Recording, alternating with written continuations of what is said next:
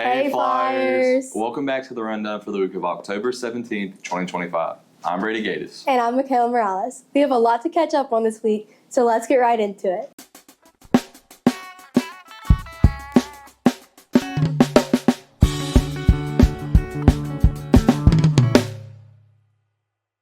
Mikayla, I'm so happy I never have to take the PSAT again. Yeah, you're so lucky. I am excited to see how my score is going to jump this year, though. Yeah, that'll be very interesting to look at. And here's Peyton Lewis to tell us more about the PSAT. Next week, our freshmen, sophomores, and juniors will be taking a standardized test. I talked to Miss Email to see how to prepare for them. It's that time of year again, fall testing. Next week, our freshmen will take the pre-ACT 8-9.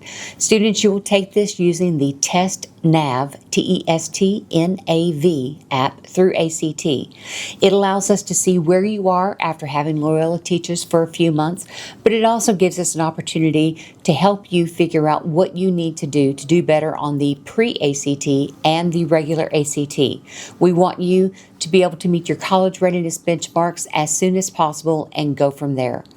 On Wednesday, our sophomores will take the PSAT and MSQT. This test is a practice for the SAT and a practice for the National Merit Scholarship Qualifying Test you will take junior year. You all will take this test using the Blue Book app. You can log into your Blue Book app with your College Board account and have plenty of practice test opportunities there with individual tests as well as a full-length test. On Thursday, that's our big day for juniors. Juniors, you will take the PSAT and MSQT. That's the National Merit Scholarship Qualifying Test for all juniors. This not only allows us to help you with whether or not you qualify for the National Merit Program, but it gives us an opportunity to see where you are, and you can look to see, are you a better test taker for the SAT or the ACT now that you've had experience in both? I hope y'all are all prepared for your testing next week. That's all for me. This has been Peyton Lewis. Being inducted to the Hall of Honor is a huge accomplishment here at Loyola. And 3 members got inducted last night. Here's Caroline Walls to tell us more about it.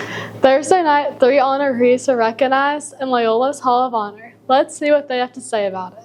The 3 newest inductees were honored at the annual Hall of Honor banquet. John Austin from the class of 2001 was an all-state football player at Loyola who went on to play at Stanford and then played in the NFL. Now he is a writer, producer, and director who has been recognized for his production work in the motion picture industry.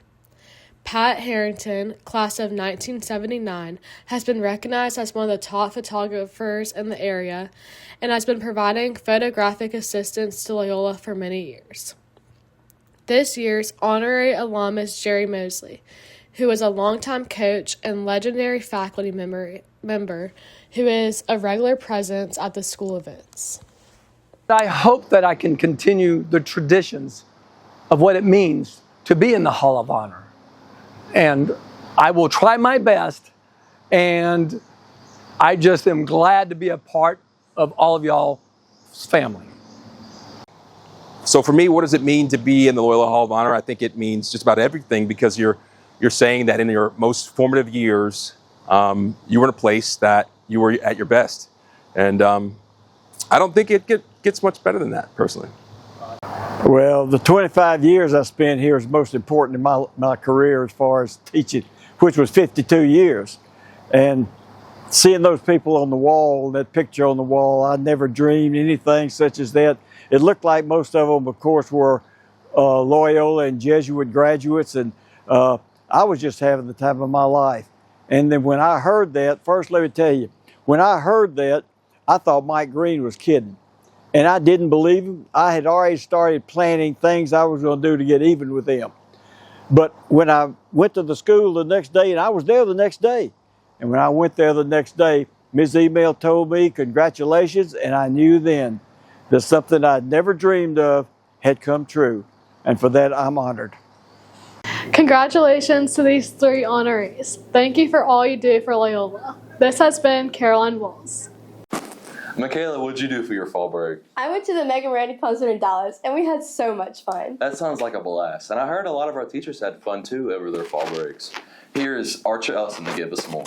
Students were the only ones that traveled during fall break. I asked some of our faculty what they decided to do with their time. During fall break, first instructor Manon Barnett visited Montreal, Canada with her husband. They strolled through different neighborhoods and saw an interesting mix of historic and modern buildings and tried their famous foods. Quebec is the only province in Canada where French is the sole official language. Here are what some of the other faculty members did during the break. I went up to visit my daughter in Carmel, Indiana, which is a suburb of Indianapolis, to visit her and her husband over the break. And she found online this festival, and it's a covered bridge festival. And it tours all of these areas in these small towns in Park County. And you go up there and you see all these covered bridges, and there's like 31 total. And each festival, each town has a festival. And we had a lot of fun just eating all the food, touring all the places, and just having a great time. I've been to Notre Dame 3 of the last 4 fall breaks, so it's not that unusual. But this time I got a chance to go with my brother, who's a Notre Dame grad, and our 2 sons. So we had a big family trip to Notre Dame. It was fantastic. The Notre Dame beat North Carolina State. Interestingly, along the way, while I was at the Grotto, which is a very famous place on campus, I ran into an alum from the class of '62, and we got a chance to catch up for a little bit. So it was a fantastic trip. It was a fantastic family trip.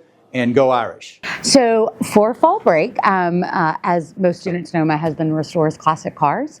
And so every October, we go to an event called Cruising the Coast in Biloxi, Mississippi. And it is 12,000 classic cars. And it is, 5 to 6 days. And it's all along I-90. There's events in Bay St. Louis and Long Beach, Pascagoula.